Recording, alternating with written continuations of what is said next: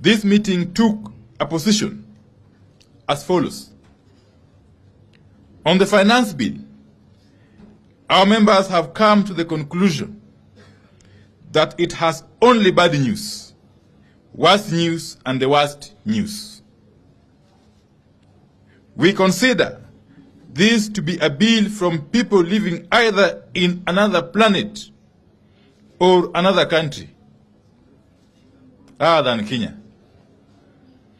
It is the position of the parliamentary group that the millions of Kenyans struggling with the high cost of unga, sugar, fuel, school fees, and electricity, among others, businesses struggling with shortage of supplies, high taxes, Kenyans struggling with high medical expenses, parents, civil servants struggling with diminishing pay and increased tax deductions, do not believe this bill is from a government working for them.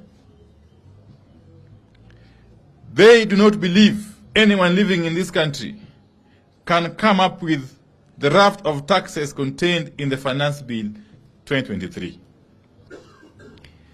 Our parliamentary group has also taken an extremely dim view of the arrogance with which the Kenya Kwanza administration wants to take billions out of the pockets of some of the poorest people in this country, while expecting them to cheer.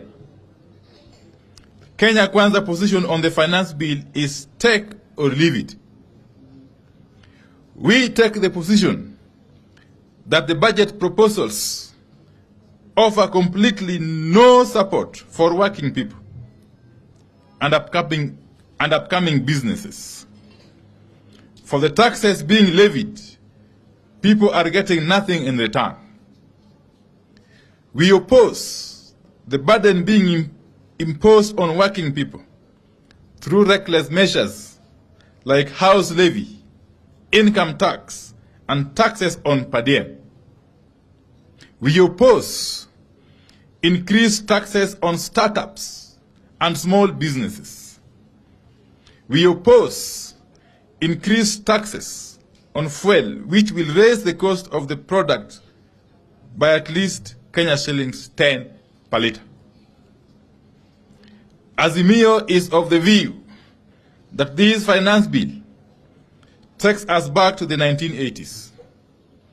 It takes us back to the era of cost sharing in public institutions. It takes us back to the era of structural adjustment programs.